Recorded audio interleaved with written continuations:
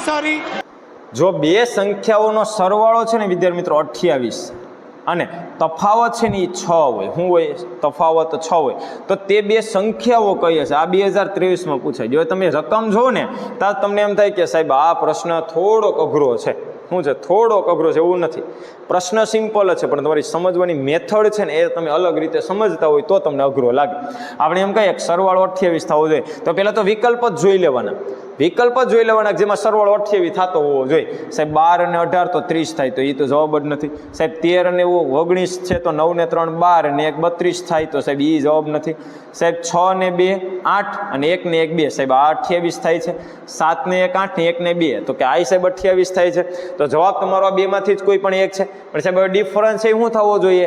6 થવો જોઈએ. સાહેબ ડિફરન્સ આમાં 16 માંથી 12 જાય તો 4 જ થાય, તો આ ડિફરન્સ નથી આવતો. તો જવાબ કયો છે તમારો? સી. ટોટલ મારો 11 અને 17, તો કે સાહેબ 28 થાય. અને તફાવત છે એ પણ તમારો શું મળે છે તમને? 6, કેમ કે 17 માંથી 11 જાય તો 6. એટલે કોઈક પ્રશ્નમાં પછી પ્રશ્નને વળગું રહેવાનું નથી, એ પ્રશ્નને ભૂલી અને સીધા ડાયરેક્ટ વિકલ્પો જોવાના છે. એટલે કે વિકલ્પો જોશો ને એ ઉપરથી પણ તમને છે આઈડિયા એનો આવી જશે.